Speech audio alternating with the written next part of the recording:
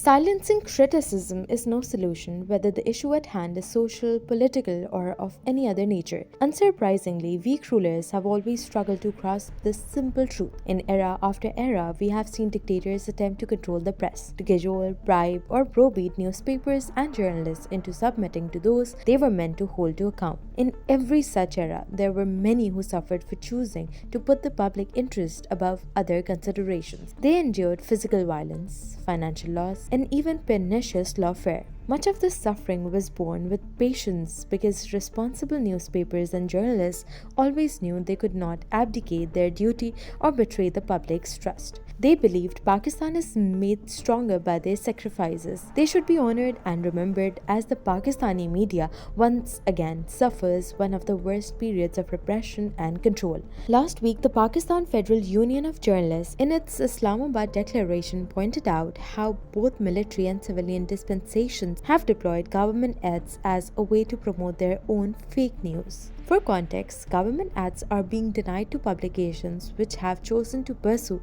independent editorial policies, ostensibly to choke their revenues and force compliance. The PFUJ cited the example of this publication, Dawn, which has been denied advertisements by the federal and Punjab governments in particular since last October because of its professional and critical approach in reporting and editorials. The Sindh government too has periodically withheld its ads for arbitrary reasons. This is not the only way in which the authorities have tried to obstruct fair reporting. After the so-called Dawn leaks, the paper's circulation was blocked in large parts of the country, especially the cantonment areas on the orders of certain individuals. General Qamar Bajwa later reportedly stated that the crisis had been created so that his predecessor could secure an extension.